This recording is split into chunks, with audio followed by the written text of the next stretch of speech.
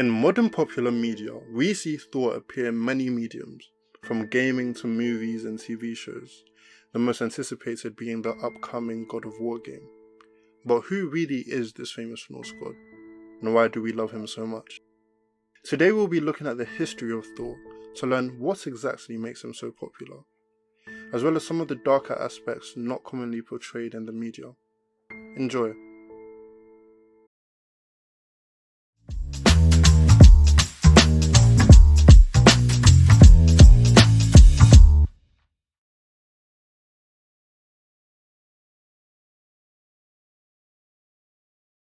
Thor's name stems from the Germanic word for thunder, but he was not only the god of thunder, he was the god of lightning, storms, strength, and protection.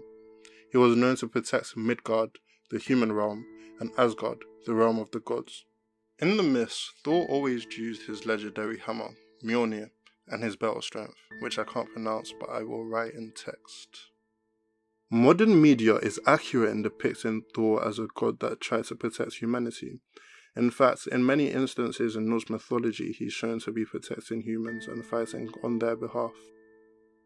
The recent depiction of Thor in the upcoming God of War Ragnarok game has garnered many complaints, but in many of the Nordic mythology texts, Thor is actually depicted as having red hair, making this portrayal of the thunder god somewhat accurate. However, most texts do describe Thor as incredibly fit, contrary to what we are shown in God of War.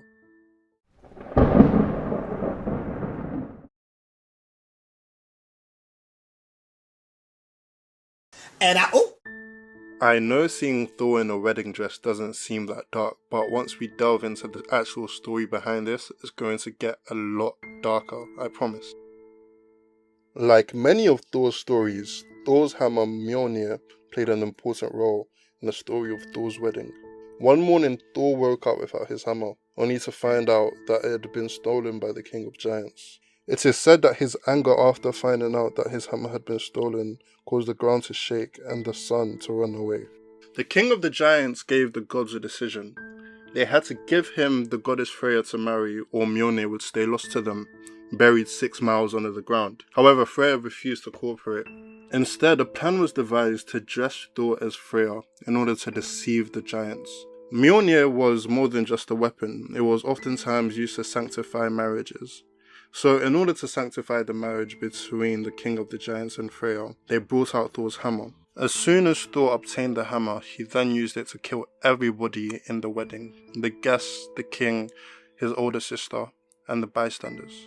The morality of Thor's actions is questionable at best. However, in the next section of this video, we're going to be looking at who the giants actually were and whether or not Thor's actions were justified.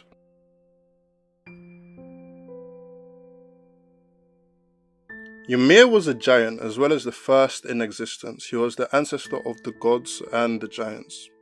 The best way to describe him is as chaos or a void, limitless potential but not necessarily ordered.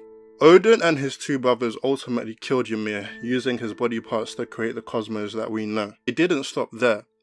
They tried to kill every single giant, but fortunately for some giants they managed to escape.